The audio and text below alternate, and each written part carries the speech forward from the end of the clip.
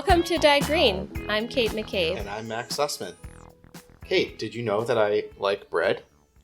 Click, click, click, click, tap, tap. Kate, did you know that I take a fancy to the baked loaves? What do you think about bread? I love it. Yeah, me too.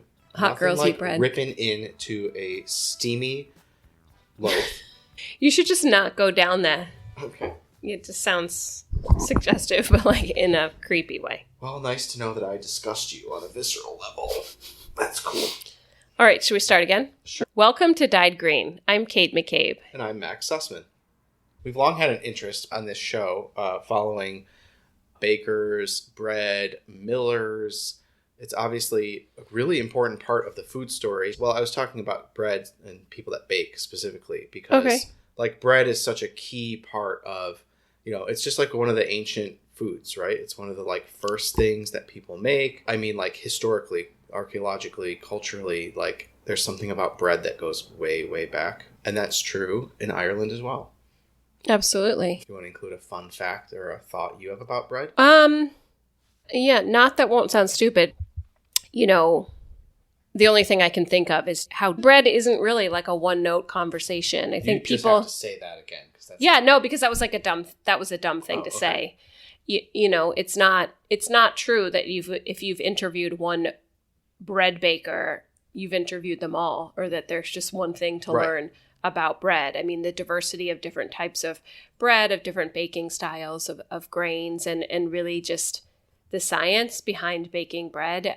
So many people think they can just get a packet of dry yeast and some flour and mix it and, maybe even pat themselves on the back for letting it sit out on their counter for a couple hours before they pop it in the oven to bake and really... Yeah, idiots.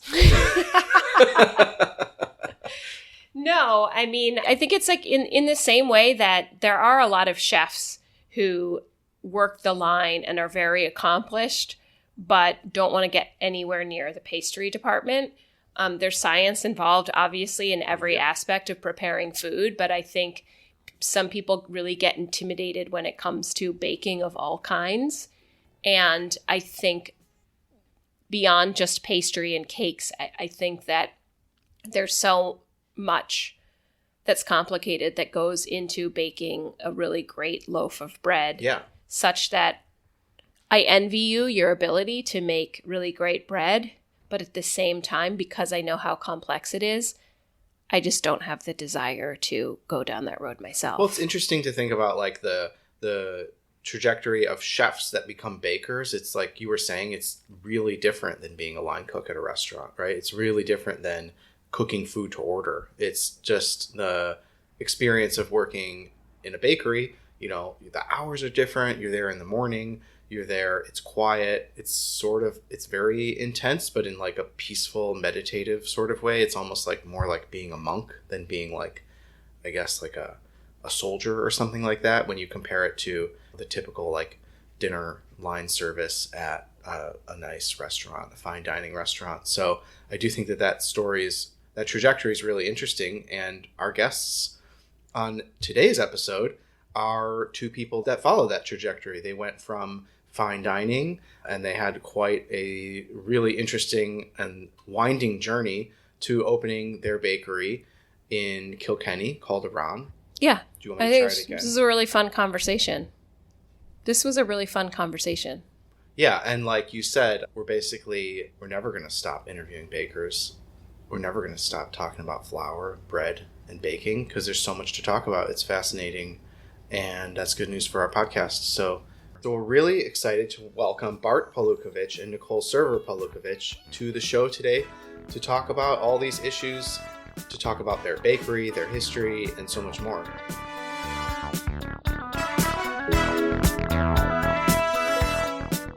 Cool. Well, thanks for coming on the show. We're really excited to talk to you guys. And as a bread enthusiast, I mean, we love talking to all food people, but as a bread enthusiast, I'm also pretty personally excited to have this interview as well. So thanks a lot again for coming on Dyed Green. It's our pleasure. No problem. Thank you for having we wanted to start by having you talk a little bit about your background, where your love of food and cooking came from, as well as how you ended up in Denmark. and where you met. Could you kind of give us the first part of your story and how you got started together? Nicole, you want to start? Yeah, so I always knew I kind of wanted to be a chef ever since I was a kid. My background, I was born and raised in the Philippines, in Manila. I graduated culinary arts and I've been living in Europe off and on. So I used to live in Italy and then I went back home for a while to work in a restaurant. And then about 2 years later, I moved to Denmark and now I'm in Ireland. So you always had a food interest growing up. Can you tell us a little more about Yes. that? So my whole family, we're all very food oriented. We're all very food centered. So it's like we're the type of people when we're eating breakfast, we're talking about what's for lunch and what's for dinner. It's like the topic of conversation is always food. So it was kind of an easy choice for me. That's like Kate. She's always asking me what's for dinner, and I'm like, it's 9:30 in the morning. Like we just had breakfast, but You that's gotta how it plan it goes, out. you know. Even now, like with Bart and I, our whole day kind of revolves on what's for dinner? What are we gonna eat later? Ooh. What is for? I didn't take out the I was gonna steak, by say the way. what is for dinner. That Yeah. What are you guys doing tonight? Put you on the spot. We're having, so I'm taking out a steak, a sirloin, two sirloin steaks from the freezer, but that's for me because Nicole doesn't like beef. Oh, And Nicole is having a sea bass you're having, yeah? nice. Yeah, and then just vegetables and rice. It's not really that complicated. It's just protein and we try to always have a lot of veg. We eat a lot of vegetables, or we try to eat a lot. I'm more garbage than Nicole. I That's can the same relate. in our So, relationship too. you Yeah. know, and then after dinner we have a set of dips and two packet of tortilla chips. Oh, nice. So yeah, so we would call that like the appetizer. So you sort of have the dessert, your appetizer dessert. No, but again, because we decided it's movie night for whatever reason tonight, just before Nicole left. So we're having a movie night. Nice. Um, and so then Bart, I know that you were born in Poland, and I believe you were living in Ireland before you went to Denmark. I would love to. Oh, my story is a bit more complicated. But I'm older as well. So I always like to eat food. So I come from a family. My mom was central to the whole upbringing. She cooked, and she still cooks really, really well. Like the central stage of our meals is my mom, but my dad cooked decent enough as well when he was cooking. And my mom always told me when I was growing up, "Oh, you should go to chef school. You should go to chef." No, mom, fuck off. I'm an adult, and I wasn't. So I got into some trouble. I was very nasty. I got into drugs, and then I got out of it, of course, because when you're like, luckily, because when you're young, you're just stupid and you think you're immortal. And I moved with my sister just for money. We were poor. Just money wise, I moved. I was in art college. So anyway, it's rewinding a little bit. So I ended up going to a high school in a college in one. We have those. It's called a technical high school, let's say. So you finish with a minor degree, and you can be a carpenter, you can be a helper in a veterinary clinic. So I went to art college, and I finished. I have a minor degree in interior design and outdoor arrangement. And then after that, or while I was doing that, of course, I didn't pass two classes earlier on. I was older than everybody else. So when I was still in that college, my sister moved to Ireland. I was 17, 18, something like that. So I moved with her for the summer. And after I finished that college, I moved permanently to Ireland, at least for the foreseeable future. And I lied in my CV. I needed a job. I lied in my CV heavily, and I went in to a restaurant and said, "Oh, you know how to make pizzas?" And I was like, "Yeah, sure, I know how to make pizzas." So basically, I had three folders with CV, and if I went to a shop, I gave a shop folder. I gave a shop CV. If I went into a restaurant, I gave a restaurant CV because it was all made up. But it was the Great Polish Flood of 2004-5 in Ireland, and I needed a job. So I got hired in La Trex Brasserie and Bistro in Kilkenny as a pastry chef and a pizza maker. And oh boy, I got my ass kicked. I really suffered. So the chefs, of course, they figure out very fast that I don't know anything. But when you see hope, you see hope. Like in a chef. So if so, and that's how it started for me, kind of. And then after some time in Ireland, I finished a bachelor's degree in hotel management and gastronomy in Poland. Went back to Ireland, work a little bit, and then moved to Denmark. And that's where me and Nicole met, and now we're here. I think that's really some very honest and practical job seeking advice, and I'm glad it worked out for you. Is it safe to assume that Noma was what brought you to Denmark in the first place, or was that something that you worked towards? I feel like there's like a big You're gonna step. have two answers, Yeah. a different one from me and a different one from Nicole, because everything I do is a bit more ghetto. It's a pretty big jump, I think, how I from look for faking your way. how I Yeah. look for street wisdom, how I look for a job is different, and how I work in the like jobs is different. But let's start with Nicole. Sorry, she didn't get to finish her Oh, question no. because you were talking. No, I was just thinking, like, for Bart, there's a pretty big jump, I guess, from kind of faking your way into a pastry chef position and then working at one of the best restaurants in the world. And so I was wondering if, I imagine some time passed before Denmark happened, but was it actually Noma in particular that drew you to Copenhagen, or was that just a place that you ended up later on in both of your careers?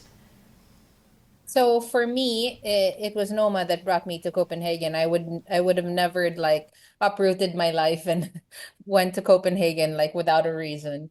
So Noma was kind of when I was in Chef University, it was very limited what books were available because we read books back then. We didn't have all these fancy like ebooks and shit.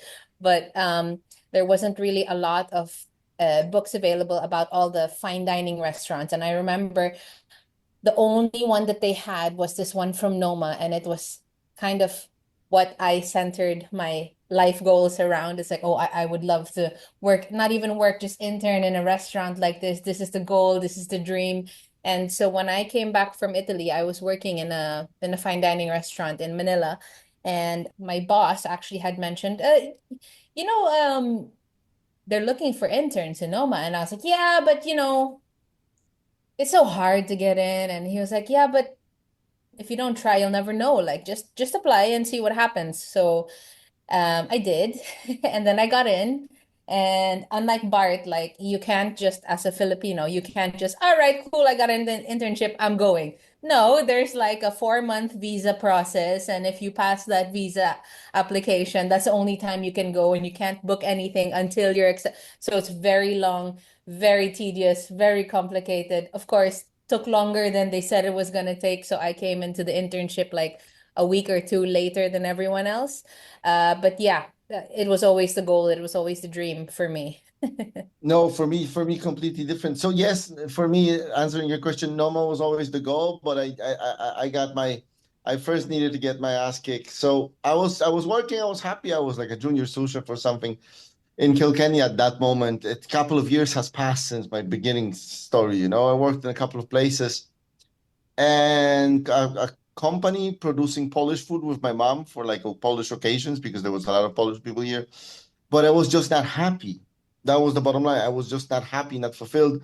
Like because I had a different interview. We had a different interview just some time ago, and my ex head chef read it, and it's like, oh, it wasn't challenging enough for you, Bart. So because in the interview I said Ireland wasn't challenging enough for me anymore, and I gotta set the message straight. It was challenging, but it was more boring. Like you get it. Service is challenging because you're serving 200, 300 people, but you're just frying steak, frying lamb, frying burgers, making curries. It depends on which restaurant or which hotel you work in, but like you're doing the same things, and you find it boring. You're young, ambitious. You wanna prove to yourself, and also the grass is greener on the other side, right? Always. And I had a plan to go to Denmark already after my chef college with one of my buddies. but it never we never did it. So I said, okay, I'm gonna go. So on my first day in Denmark, I did go to Noma and left my CV, but nobody called me back. But I just said that I just did it just because I needed to do it to say to myself that I did it. But for the first 3 months, I really lived in a hostel, a generator hostel, it was called, and I just went and gave my CVs and staged, and I started staging. And it's completely different restaurant culture. Nicole is more from fine dining. I'm from everywhere. So I worked in pubs, I worked in good restaurants, I worked in bad restaurants. I walked all around, kind of. So the first restaurant that allowed me to work basically for food because I was out of money at that point was AOC. And the head chef was still Ronnie Emborg, and they had 1 star at that moment. And that opened my eyes. That opened my eyes completely on the work ethic in a really fine dining restaurant, or how they pair flavors. It just blew my mind. I remember one of my life-changing dishes is purple carrot glazed in a purple, like cooked in its own juices, so juiced purple carrots, and then a black celeriac puree with black truffle and some oxalis, so sorrel leaves on that. I never saw dishes like that. Like I was used to, something fancy is a fillet steak with like a good French sauce and a good vegetables, add-ons, potatoes, fondants, dauphinoise potatoes, all of that. That's still fancy, but not like that fancy. It's a different style of cooking. So it blew my mind, absolutely blew my mind. And I knew I'm not coming back. My parents, everybody thought I'm just going through a phase, but I knew I'm not. At that point, I knew I'm not coming back. So I started in a couple of places, and then my first job in Denmark was the Red and Yellow Cottage in Klampenborg, next to Copenhagen. Anita Clemensen and Lars, I don't remember his surname. And Lars, they had 1 star, but they needed me to work in their bistro on the beach. So it's kind of like a beach resort in Denmark. So I just worked in that little cottage, the yellow cottage, and I just absorbed like a sponge. And it took me a few years, and then one of my best friends, Ian, started actually working in Noma. We met in Copenhagen, and through him and through my street methods, I started drinking and hanging out with the chefs from Noma and from the people in the office. So every time they went out, I went out with them because I had a connection. So, there's a saying, if you want to get into a school, you just hang around in the playground or something, and it's a bad advice. But that's what I did. So I started drinking with them, and when the time for interns came, Leonardo, the guy responsible for interns at that time, he was leaving, and I sat down with him in a karaoke bar, completely drunk, and I was, Leonardo, can you get me an internship? It's like, sorry, we're full. And I'm like, come on, man. Like, what's the worst? You're leaving. What's the worst that can happen to you? The worst for me, they just throw me out. And the worst for you, absolutely nothing. And he was like, yeah, okay, I get you an internship. And that's how I got an internship in Noma. So he, on his last day, his last thing, he just added me to the interns list. Amazing. And I started on time. And to start an internship in Noma, because I was poor. So to start an internship in Noma, right before in Noma, I had an internship in studio for 2 weeks with Thorsten Vilgaard.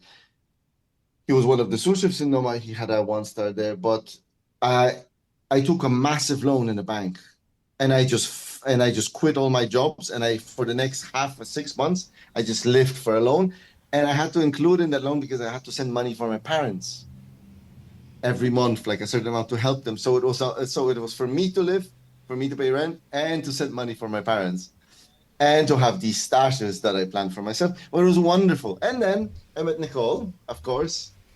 I even finished. My money situation was I finished 2 weeks before everybody the internship at Noma, because I had to just go back to a regular job. I couldn't afford to be an intern anymore.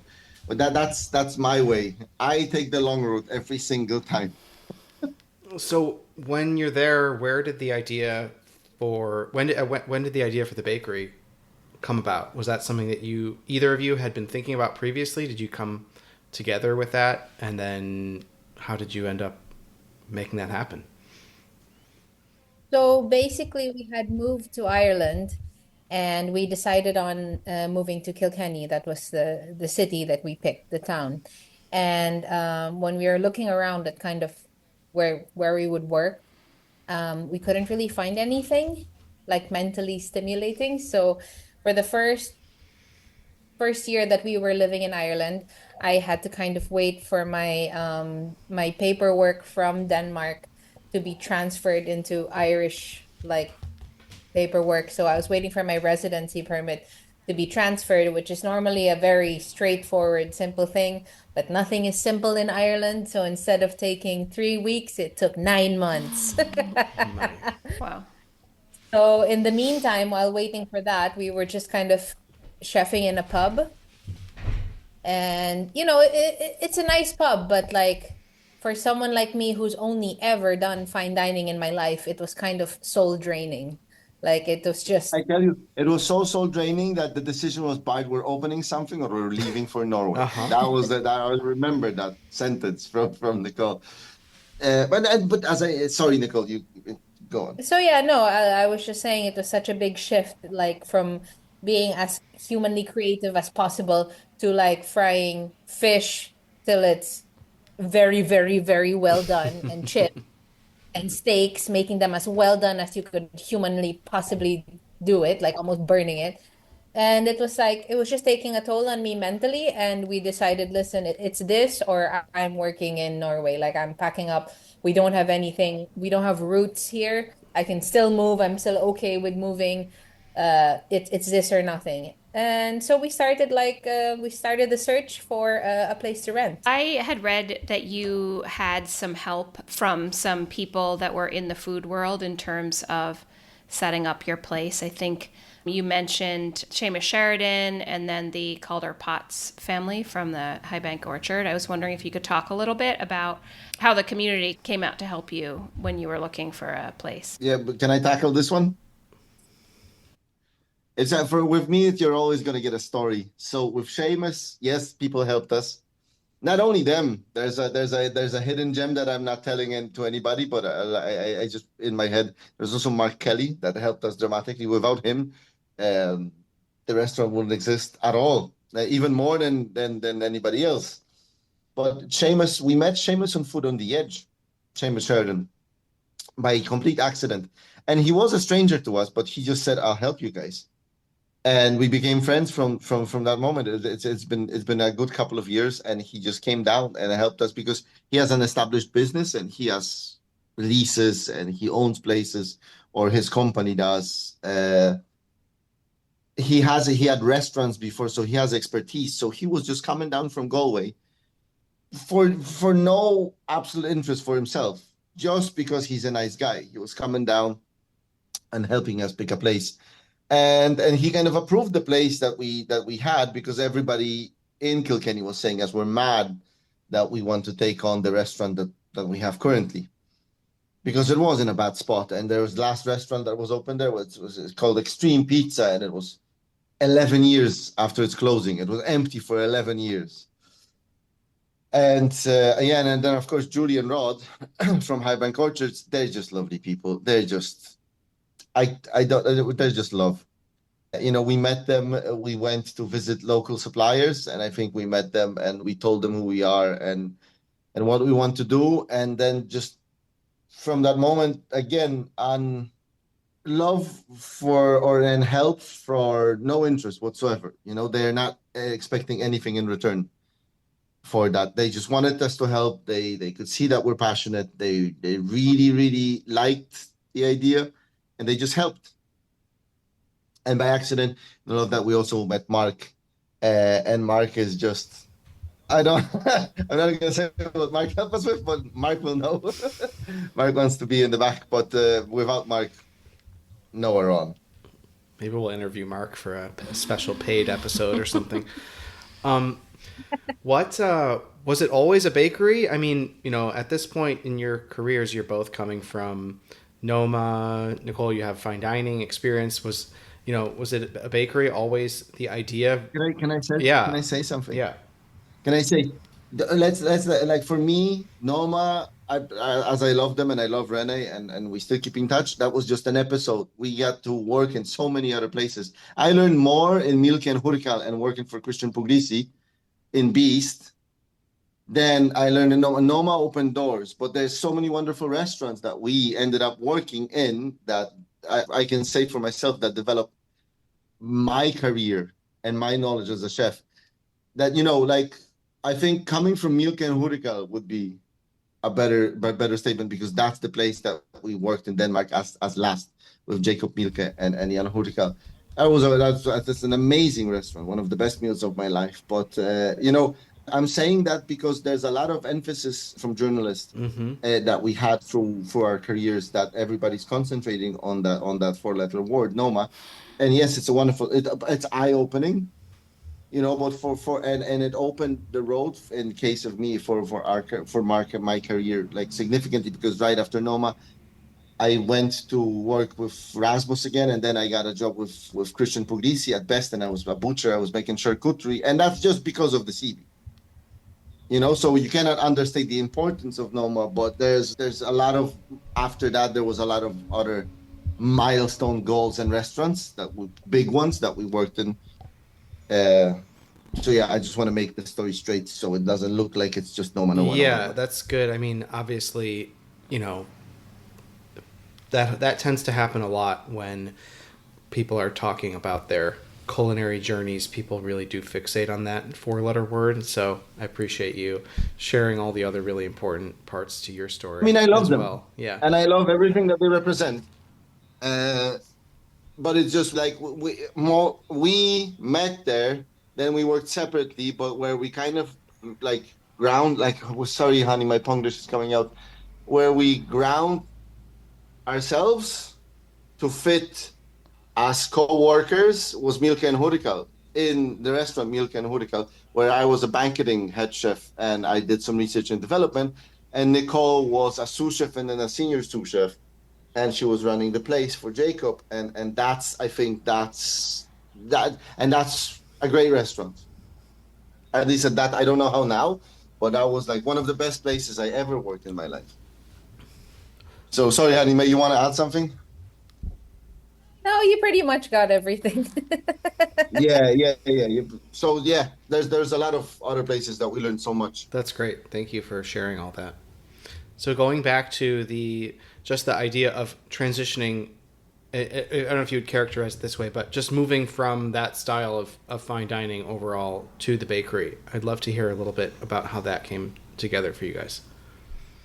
So when we found a place to set up the restaurant and we started kind of building it out to what we needed, we kind of had to think about because I knew for a fact fine dining wasn't going to fly for us. We don't have any investors. Our budget was very limited, so we wouldn't be able to, with our current funds, because we don't have any investors, we wouldn't be able to do a proper fine dining restaurant. So what could we do? What could we introduce? Because we already kind of saw the Irish food scene, and it was like, okay, what can we do that would be not so intimidating but different? So we decided, because I was working in the cold section, I was making the bread every day for the restaurant I was working in, Milke and Hurikal.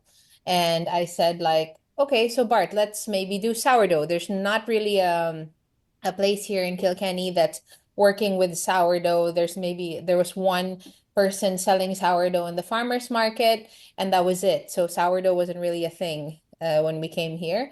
So I said, let's do that. Let's have a restaurant focused on sourdough and pastries and whatever we decide for the day. It's going to be a really small operation. We're just going to be like 4 people, and we're just going to do like lunches close in the afternoon to do more prep, and then do dinner after. And it was insane. Like the first, I'll let me tell you about that.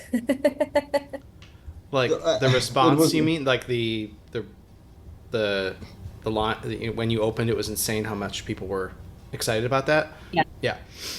So it was more like we decided that we want to get the local producer, just get that philosophy, Danish philosophy, the new Nordic philosophy that Noma started into put it on a simple vessel, and that's not what the restaurant like.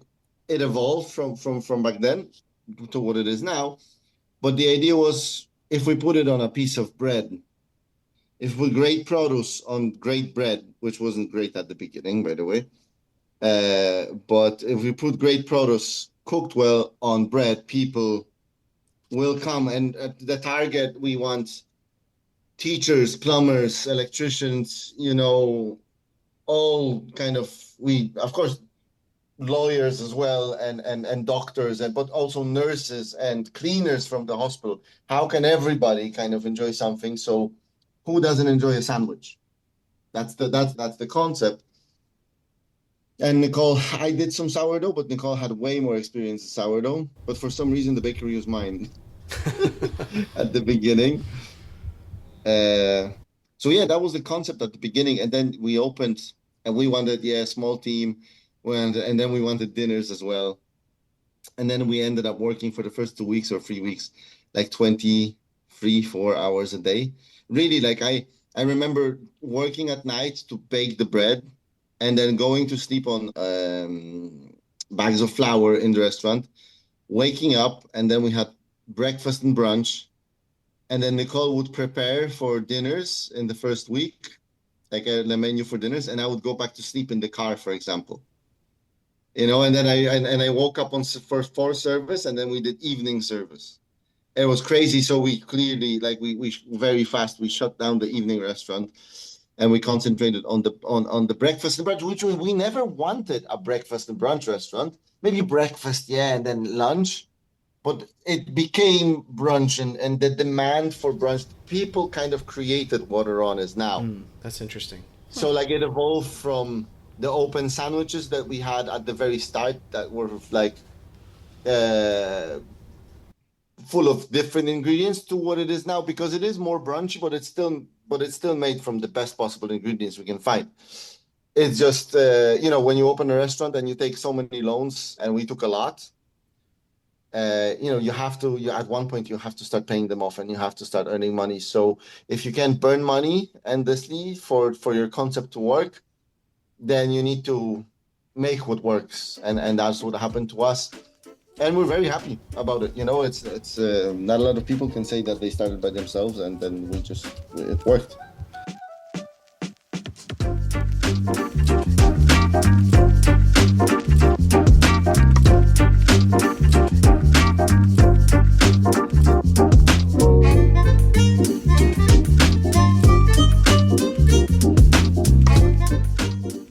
So you said, I'm sure your bread was great at the beginning, but I heard what you said, and I'm sure it's improved since then. I'd love to hear a little bit about what you have changed in your process, whether it's, and we'd love to talk about a little bit about your sourcing from local mills, whether it's the sourcing, whether it's the technique, whether you guys figured some stuff out about your fermentation. Like, I'd love to hear about your bread journey and how you managed to, how you're able to get things to improve from when you opened. Gee whiz. Nicole, can I take this? Yeah. Yeah. So at the beginning, we just were too ambitious, more ambition than skill, kind of. So we had 4 starters running. We had a rice starter, we had a gluten-free starter, we had a dark starter, and we had a wheat starter. And very fast, we found out to feed all these starters. We couldn't handle feeding, even feeding, working like we worked for, let's say, 20 hours a day, and maintaining room temperature 4 starters was absolutely impossible. So very quick, we switched to just 1 starter, 1 wheat starter, like everybody else, and then temperatures, and it's until now the bakery that we moved the bakery now to a different building, but that building is still small and very reliant on temperature. It's not very warm in there, so it's still the dough is reliant on the motor, and the motor is reliant on the temperature and humidity, and we still can't nail it until this day. I call them the bread gods, but sometimes the bread gods are good for us, and sometimes the bread gods are bad. Sometimes the bread we don't have flapjacks like we used to have at the beginning, because we learned the process of making bread. There's a different word. You make bread differently if you're baking 10 loaves and if you're baking 100. I know the principle is the same, but it behaves a bit different. So we got better at that, and we got better at lamination, and we got better at our breads ferment from the very beginning the same way. We make a mother which sits outside for 12 to 16 hours to 18 hours. Then from that mother we make the dough, and the dough pre-ferments in bulk for 4 hours, maybe to 5, depending if it's colder, it ferments longer. But also now, because we have bakers, we need to mind work time. No, nobody wants to work. At the beginning, everybody, including the bakers, were working 12, 15-hour shifts because that's the standard that we were used to working in those fine dining restaurants. But 12 more than more. But now we try to keep it at 8. So the bread needs to ferment and rise and be divided and put into baskets within the time frame that we have, right? Mm-hmm. So it ferments. So it mixed early in the morning from that starter, and then it bulk ferments, and then we divide it, and it has a bench rest, and we shape it into baskets. And then those baskets, bakers leave, and one of the guys that kitchen porters, one of the guys that cleans the dishes and cleans the bakery afterwards, he keeps them out, and he actually could be a baker at this point because he has great knowledge and expertise. But he touches the bread, and okay, this is not ready, this is ready. So he keeps them out in baskets still, and then we put everything in the fridge, and then in the fridge it stays overnight, and it's baked from 5 o'clock the next morning. But we also take it out for the first half an hour or hour of the day, just to make it rise even more, and then we start baking. Mm-hmm. So that's kind of the process. The process at the beginning, I don't even remember. It's a blur. Yeah. What we did at the beginning. I know they were flat at the beginning. Yeah. I know they were extremely flat at the beginning. And I couldn't figure out why, but then we learned about gluten development and strength, and which we thought we knew already, Right. but in bulk it works differently. Yeah, and with different mixers works differently, and if you're sleeping on bags of flour, you might not be paying as close attention to everything as you think, right? The first night, so our first baker that started with me in the bakery at night shift was Matty, and he's still with us. He's the sous baker now. And he used to be the pot washer and the salad chef in the pub that we worked in before Nicole got her visa. So he was the pot washer and a salad maker. And I said, hey, listen, you want to work with me? Because we liked each other. He's like, yeah, sure. So he started, and the first day he started, I just described to him that he needs to combine this much and this much and this much, mix it for 8 minutes or 9 minutes, take it out, and put a couple of batches like that, and wake me up in 4 hours. And I left him. I just left him, and he was like, what? Bye. Bye-bye. I'm going to sleep. And I went. Seems like it worked And out. he survived. That worked out. He's really good at bread now. And he understands the principles of bread. So that's even more important, because knowing how to make bread and understanding bread are two different things. So how has the menu for you mentioned a little bit about the menu being driven by the community.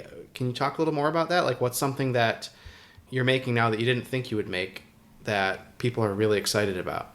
And how did that come about? Did people ask you for it? Did you just see what other people were doing? How was that evolution happening too? Nicole? Well, I never really expected to make brunch, to be very honest with you. I didn't see myself making money on brunch like that. That was never the goal. So that in itself, it was one big shock to me. But we rolled with the punches, and this is where we are now. Like, now brunch is our bread and butter. Mm-hmm. But like, if there was one specific dish item that I never thought would be so popular, it would be the Nicole's Korean chicken wrap. Like, I made it in the beginning because it was something I enjoyed to eat, and like, you couldn't buy it in Kilkenny. So I said, okay, yeah, it's easy enough to make. It's a nice lunch dish. It's funky. It's different. Let's put it on the menu. I didn't realize how big of a hit it would be that when we first took it off the menu, we got a petition from like 200 doctors and nurses from the hospitals raging that we took it out from the lunch menu, so now they can't order it. Wow, So I yeah, love that. Though that's like, I mean, even if that wasn't what you expected, like to know that there's that many people that, I like it. yeah, not that just like it, but they even care one way or the other about what you're doing. I feel like it's so, that must be so affirming in some ways, you know? Yeah, no, and it's good. And now it's kind of like a staple. We change the menu so often, but there's two things that we never change, and one of them is the Korean chicken wrap. Like it has to live there now. That's amazing. I love that. I'm curious to hear a little bit more about the sourcing, about the flour that you get from the little mill. I was just wondering if you could talk a little bit more about why using heritage grains is important. And I also, Max can maybe rephrase this question if I'm I think you're going to do great. well, no, I mean, because I'm thinking about, like, generally speaking, my understanding of Irish flour is that it tends to be a lot softer than the kind of flour that, like, we're used to using in the US. And so I don't know, does a little mill the flour that you use to your own specifications, or have you just found a way to work with the stuff that Irish people are used to using? Thank you, because now I know why the bread was flat at the beginning. I was going to say it's a good remember. tie-in to the, Yeah. earlier. So everything was supposed to be about local produce, right? So by a weird twist of fate, the guy Rob Moss, who runs the Kells Whole Meal or the Little Mill Company, is very passionate about. Sorry, I turned on the light. Is very passionate about growing his own wheat and rye and spelt. So he started this project that when we moved to Ireland, we didn't know about, but we found out while opening the restaurant. So I went and had a chat with him, and we saw the flowers that he was growing. So we said, okay, we're going to use 100% Little Mill flour, right? And it has the flour has no stabilizers in it. It's just milled. And back then it was the 17th or the 18th century mill that they had. It's not in operation anymore, but the millers, they just eye it, the grain. They take it into their hand, and it's not a number on a scale. They just go like this, and it's like, okay, this is going to be fine. So we took the bread, and it's so unstable. We took the flour, and the flour is so unstable. So such a big learning curve of working with Irish flour, and more than anything, working with Irish spelt. I know there's some bakers around in Ireland already that can ferment an insane loaf of bread only using Irish grains, or so Instagram says, that it's only Irish grains. But I don't know how they do it, because the grains that we get are really unstable. So Uhlans, which is not native to Ireland, but it's native to Denmark actually, and it's just a really good flour. White Uhlans flour is pretty stable. It has a lot of gluten, it has a little variability, but when we work with it, it really has good results. But purple wheat, Irish grown spelt flour, rye, Irish rye, every bag. It's like with wine and terroir. Every part of the field, that you get, that bag has the grains from that part of the field, and it will be different than another bag that you get from the same supplier and from the same field. Every single time you need to adjust. So Matty and Callum, so the Callum is the head baker, when we were still doing the flour from Little Mill, that's why they understand how to make bread, because every single day you need to adjust the recipe by hand, not by a recipe. So you have your base recipe that it's like 75% hydration or 80% hydration, this much of this flour, this much of this flour. But because the flour is every bag of flour is different, you need to react to every batch of bread in the mixer differently.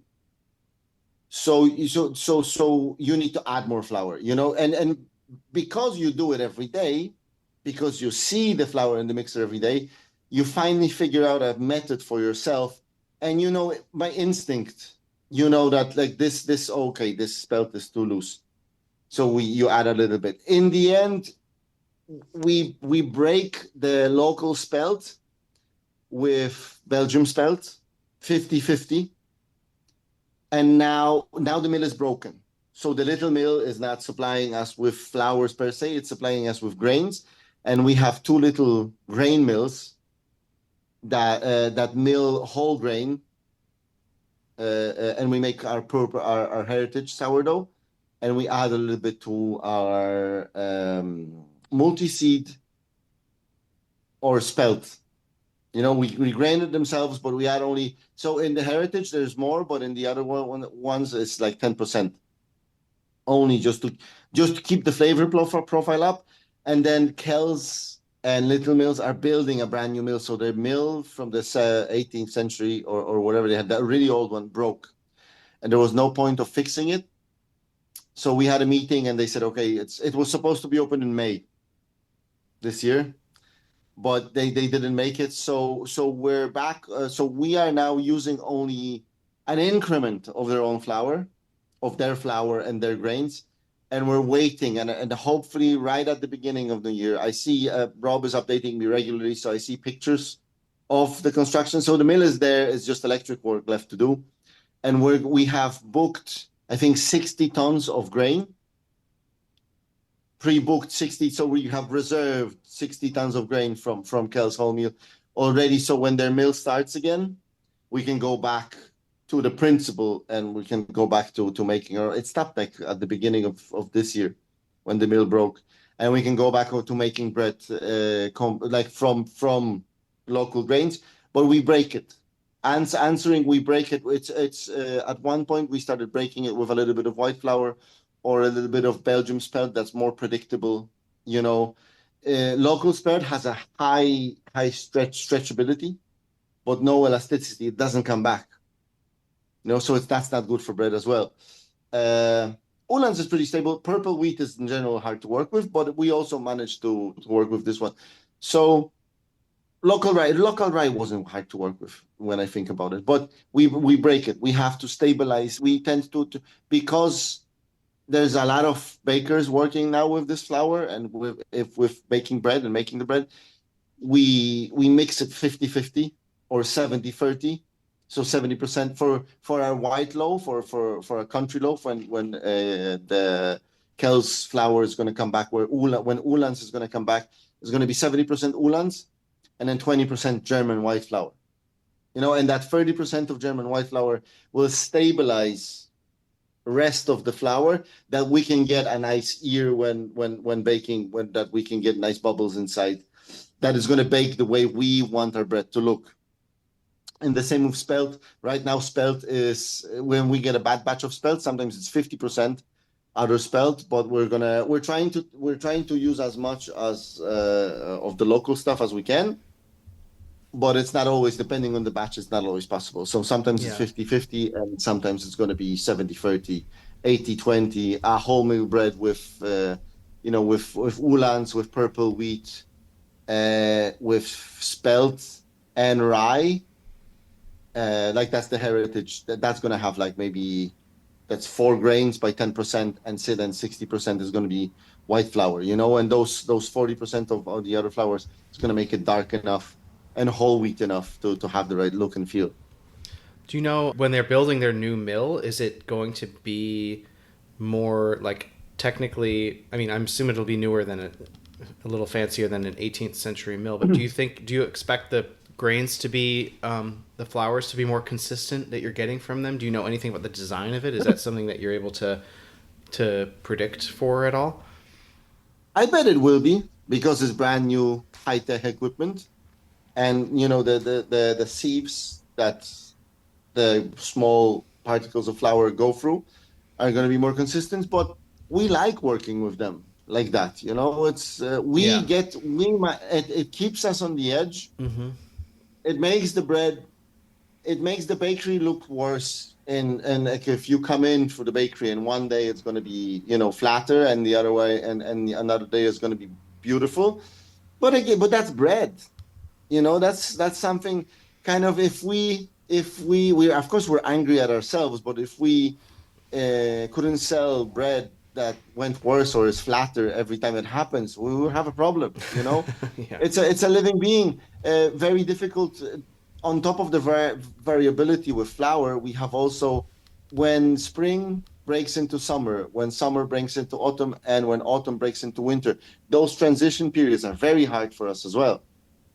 Summer is the easiest because you can basically leave the bread for 2 hours and the temperature is so high it just ferments by itself.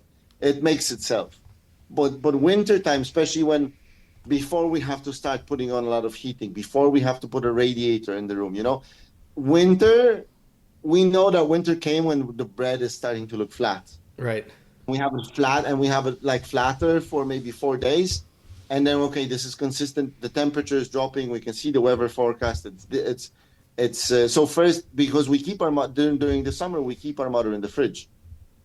Autumn and winter, we keep our mother out all the time. Spring is 50-50. Maybe we put it in the fridge for half a day, and then take it out for another half of day or overnight.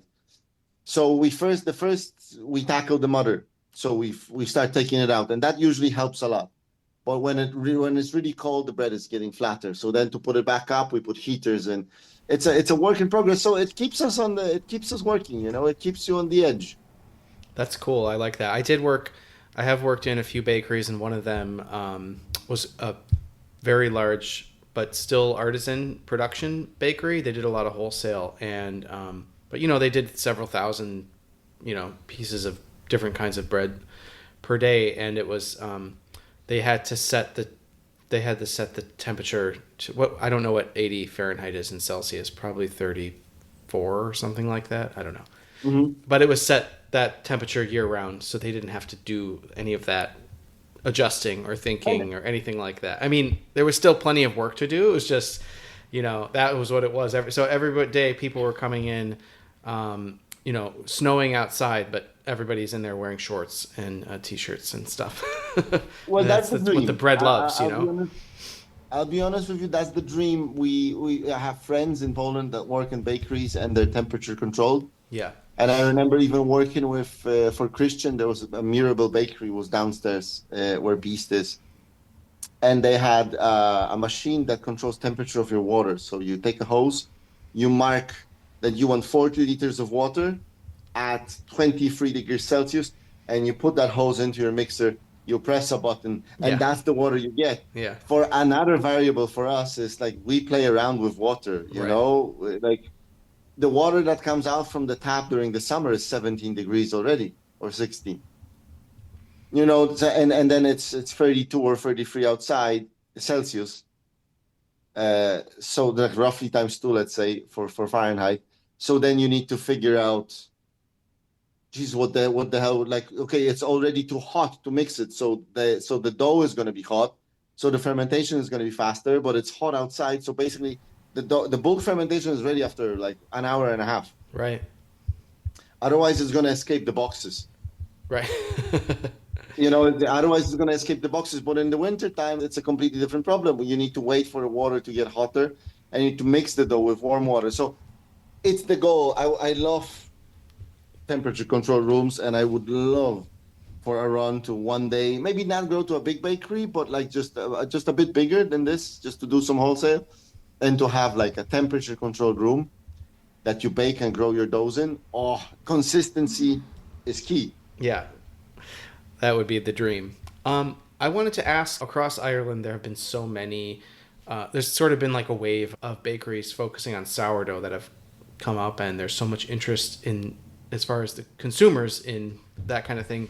Do you feel like you're a part of that bigger picture of, increase in attention and people caring about sourdough bakeries? Are there other bakeries and other bakers that you are in touch with and talking about these things with? Do you feel like there's a community of sourdough bakers sharing same challenges? And there's a massive community, right? It's called Real Bread Ireland, and we're a part of it. They have a chat, but there's a big community, and some bakers work in groups with themselves. And yes, they are. We try as much as we can to be a part of it, but it's not always possible because we run the bakery and we run the restaurant, and now we run the magic sauce business, and it's just not possible. We work already 6-7 days a week. Usually, a 10-hour day is a normal thing for us. Very often, I do night shifts to catch up on something. We do private events on top of that. We have our philosophy of making bread and making the stuff, and kind of we keep it. We try to I've went to a couple of these events from Real Bread Ireland, but recently for at least a year and a half, no, I haven't. Are we part of it? Yes, we are. Do we feel part of it? Yes, we feel as part of the wave that's sweeping through Ireland of beautiful, small, nice bakeries opening everywhere and serving delicious bread instead of that shit that's in the supermarket. And it's great that it's happening. So yeah, we definitely feel a part of it. And Cool. Nicole, you have something to add? No, you're okay. Yeah. Can you tell us a little bit about magic sauce? Like what makes it magic? What do you use it for? And do you have Nicole any makes it magic. more So plans? That's a good before answer. Nicole starts, I'm just gonna tell you that wrap that she told you about, that wrap that we can't take it off. The magic sauce is from there. Oh, It's from that there you wrap. go. That's And then that's what and then has Nicole can say the the rest. hundreds of people lining up. So magic sauce is like it's a Korean inspired sauce, so you would have it on like chicken wings. But of course, I had to kind of adjust it for Irish palates. Does that mean it's So sweet? Let's hear a little bit about that. A little sweeter, Yeah, maybe a little. spicy. So like I would have it much, much spicier back home.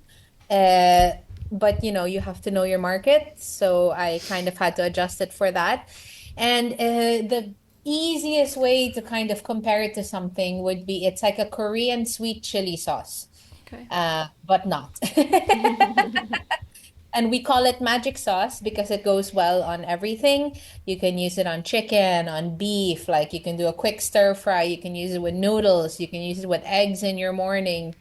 Like it transforms whatever it's on. It transforms the food. So that's why we call it magic sauce because it turns everything into magic.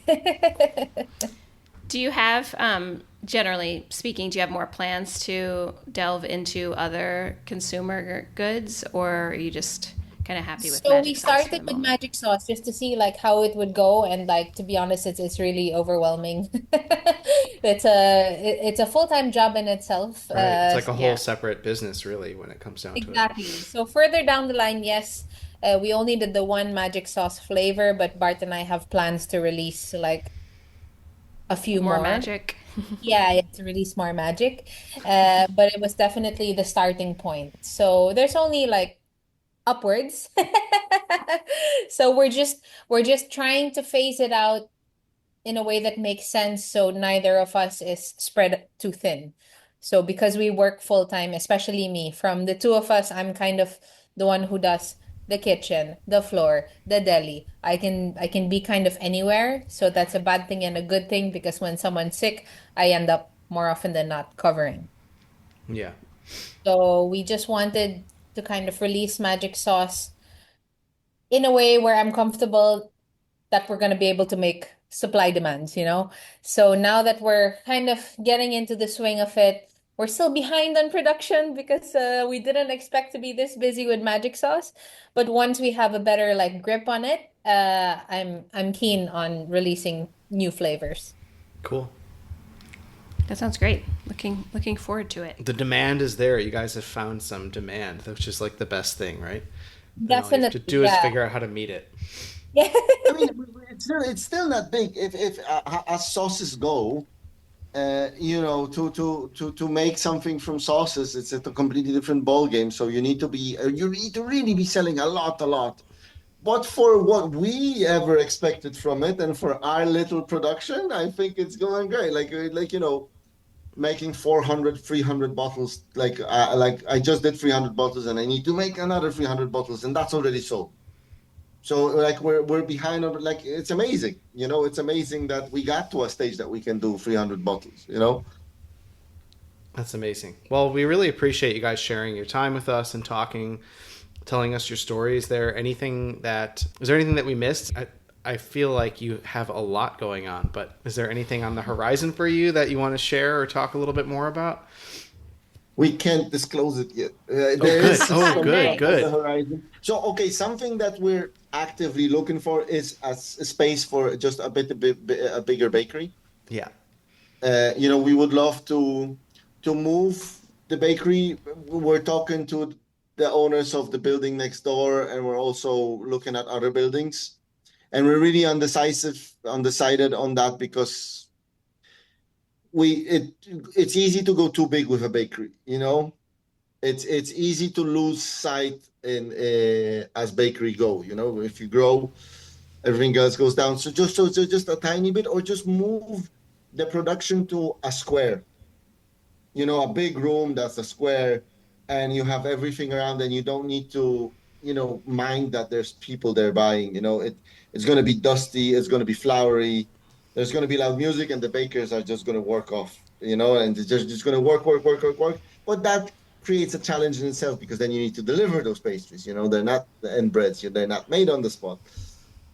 So that's an open secret that we're looking for a little place. And then there's also closed secrets that we actually don't know which way it's going to go. So we can't say it. It's not a secret per se that we can talk about it, but we just don't know if it's going to fruit, or not. So yeah. Well, it sounds exciting, and we'll maybe we'll save it for the next podcast episode, right? Good luck. Cool. Well, that sounds great, and yeah, thanks again. Thank you, guys. Yeah, thanks for taking the time. Thank you for having us. Thanks for listening. Dyed Green is a project of Bog and Thunder, whose mission is to highlight the best of Irish food and culture through food tours, events, and media. Find out more at www.bogandthunder.com. If you have anything to say or to suggest people we should speak with, you can send us an email at hello@bogandthunder.com.